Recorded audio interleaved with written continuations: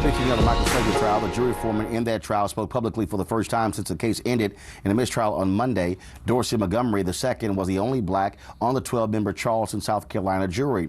He told NBC's Today Show that it wasn't just the one deadlocked juror who caused the mistrial, as previously reported. When that letter was submitted on that Friday, it was because we had one individual who was just deadlocked that he wasn't changing, but yet we had 5 other individuals who were undecided. And so because of that, we went, and when the judge asked me, I believe that we could have deliberated just a little bit more to see if we could sway that particular juror and get those who were undecided to make a decision. Due to the society that we live in, you know, race will always be a factor. But at that point in time, I do believe some jurors may have had that in their mind, but the majority of them didn't have anything in reference to race that may have played a factor in the decision. Montgomery said that after reviewing all of the evidence, he believes Slager was guilty of voluntary manslaughter in the death of 50-year-old Walter Scott. Slager shot and killed the unarmed Scott in April 2015 as Scott was fleeing after being pulled over for a broken taillight. State prosecutors say they plan to retry Slager. He also is facing civil rights violations in federal court in January. Let's go to our panel here, talk about this. Okay, so first of all, before Scott, we even deal with that, the jury foreman apparently had a felony charge against him that was dropped during the trial. The foreman? The jury foreman. And that is, and a lot of people are asking, that's sort of weird.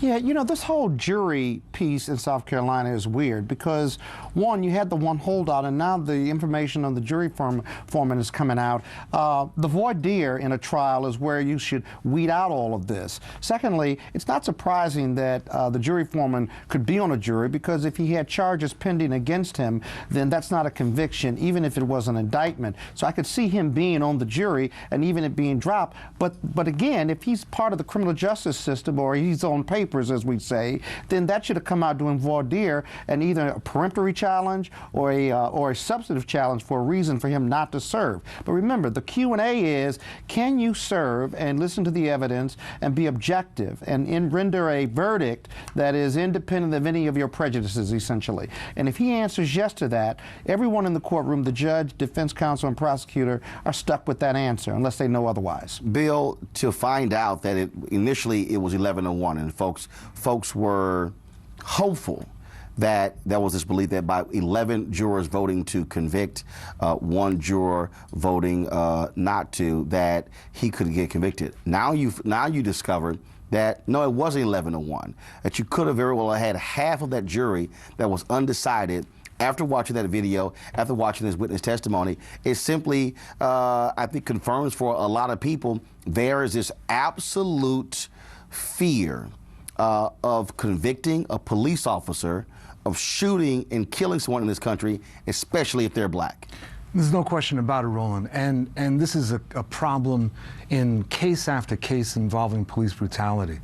And one of the things that happens is that the police basically argue, either through one of the police unions or just individually, they'll argue that to convict a police officer is in fact to second guess them.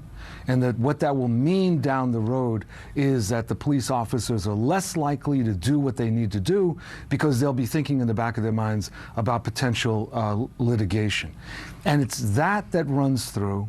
But the other thing that runs through is whether when these white jurors look at this black man being hunted, whether they basically feel in their gut that that's acceptable. And that's what I don't think people really want to discuss.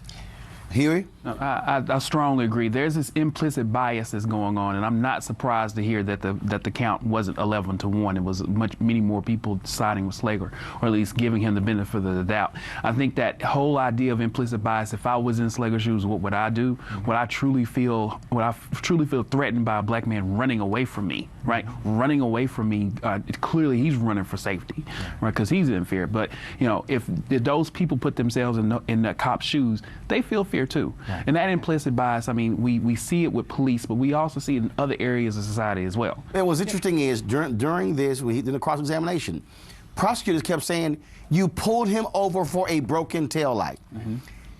He ends up dead, because of a broken taillight. And essentially, even if he's retried, and this South Carolina jury is deadlocked again, what they're pretty much saying is you can kill with impunity. We simply are not going to side against a police officer. And that's why I have made the point over and over and over again.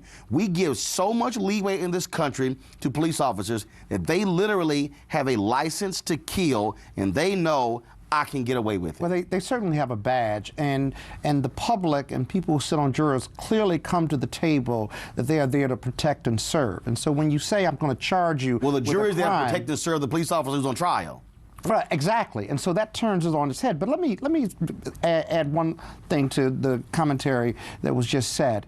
I don't think that it was 5 people that were undecided as opposed to that one person who said I can't convict. That one person who said they can't convict is more than enough for a mistrial. Those other 5 were undecided between murder and manslaughter, and that's a positive issue. It's not undecided as to whether to convict or not convict, and so we got to keep that in mind. They'll pick a new jury. This jury was just weird, if you will, or odd in regard to how they contemplated these charges and the evidence. I've sat on juries, I've done prosecution and defense, and sat on juries here in the District of Columbia, and they're always looking, jurors tend to look for compromises, if you will. And the toughest people to convict in this country are not just police officers, but elected officials and entertainers, because jurors do have a preconceived notion about each of their roles in society, and that police are there to protect and serve us. But I think that's a good point. But I would say that that there's this other factor that's going on here,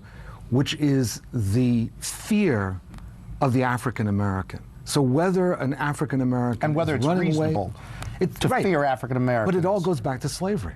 I mean, it all goes back to slavery. It all goes back to the constant fear that was cultivated among whites that we were going to rise up, we as Africans, that we were going to rise up, that we would do something to them, that we would wreak revenge on them for what was done to us.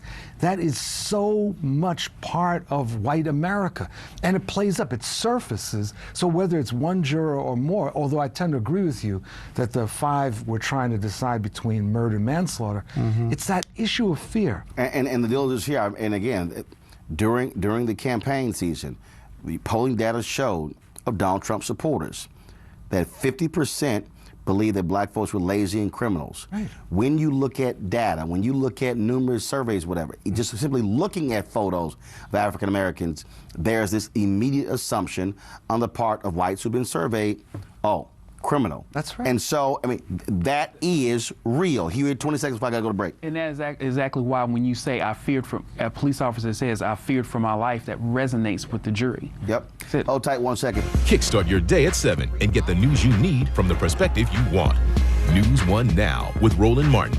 Every weekday morning at 7 on TV1.